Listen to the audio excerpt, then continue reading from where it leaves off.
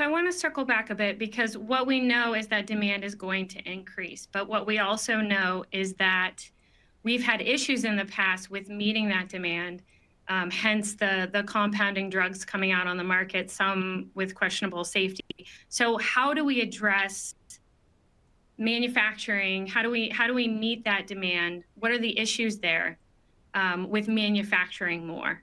Can you address that? We'll go to Deepa first. I think from my experience, what I've seen, I guess the organizations were not prepared for such a huge demand. So that's why the production lines, whatever the production capacity was, is way beyond the expected requirement. So, it's like, it's not only that, a pandemic came in the picture also. So the supply chain was impacted by that as well. So people are not prepared for this kind of a whole setup, whether it comes to raw material, whether it comes to production, whether it comes to equipments, whether it comes to quality or release. So having the new mindset, how do we really increase the productivity while also reducing the time which takes to release the material, whether it comes to initial material or raw material or the final drug product. So we need to think about, overall picture, how could we make this more productive?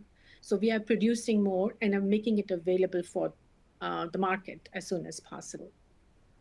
All while keeping costs down, right? Exactly. An impossible task, perhaps. Katie, Doug, do you want to address that? Yeah, I'll add some thoughts on top of that. One of the things that we're seeing is that as these smaller CDMOs are recognizing the potential to have these enormous quantities of drug product that needs to be supplied, we're finding I get probably, I don't know, at least 5 or 6 calls per week from CDMOs who want to work with us and say, hey, not only can we supply a certain amount of material today, we want to grow with you and we want to continue to expand. To Deepa's point, not just the quantity of material that's coming out, but the facilities that are able to do that, the equipment lines, the trains, the human and the physical resources. So I think what we're kind of observing at Kylera is that while the Lillys and the Novos of the world spend $2 or $3 or $4 billion to manufacture new plants for them to keep up with the demand, that frees up a lot of maybe the earlier CDMO activities that might have been, sort of networked together to get us a supply. And so I actually am very optimistic that in the future, we won't have as many manufacturing constraints simply because there's so many new CDMOs that want to get into this space, that are making those financial commitments to be able to do that, and that are hiring in the expertise that it takes to make this. These are not, at least on the peptide side, these are not, simple projects. You have to have the expertise to be able to do it well. And so what we're finding is that a lot of these CDMOs are really committed to making sure that we don't have a shortage of supply, because even though the big thing you hear about today is obesity and maybe type 2 diabetes, there are myriad other instances in the clinic where these GLP-1s have some effect. So I think we're going to see more demand going forward than we have today, simply because it's going to be used in so many different clinical applications. Yeah, I agree with Doug.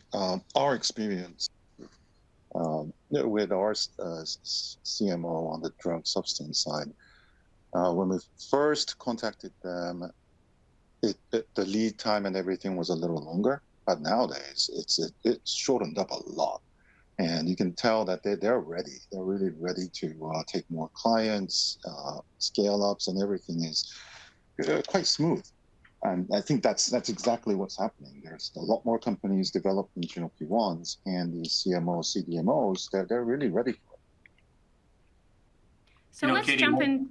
Oh, sorry. Go ahead, Doug.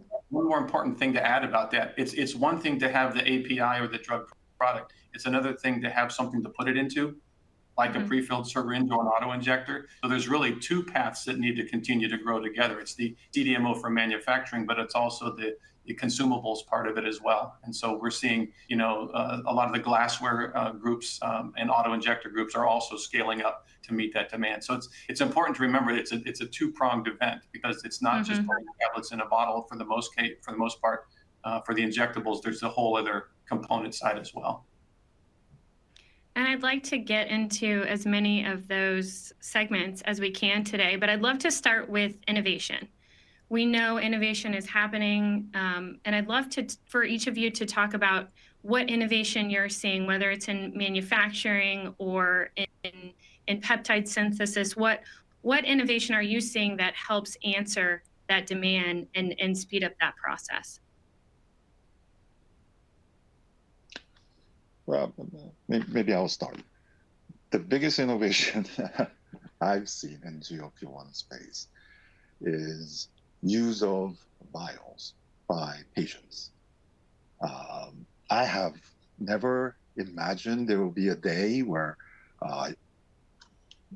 obese patients or type 2 diabetes patients will actually buy a dry vial, store it at home inside a refrigerator, and mix it up and inject it themselves.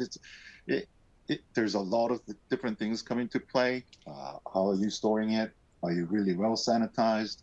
There's so many things that can get complicated, but that's where we're living right now, like with like Lilly Direct and the compounding, and it's some part of me tells me it's really scary, but it's innovation. It's completely different, and that translates over to clinical trials as well. Like maybe 2 years ago, if I talk to CROs and clinical side, or even KOLs, they'll say, if you only have vials, 12-week study will probably be the max.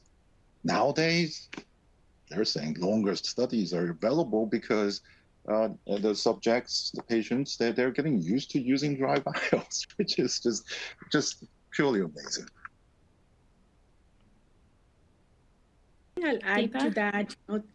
What I have seen, the new changes or new things is during the productions, the established manufacturers, they have implemented continuous manufacturing and also real-time release process, real-time testing, which has literally speed up the process with respect to production of a batch or production of, continuously producing that and making it available, for the shipment and the market.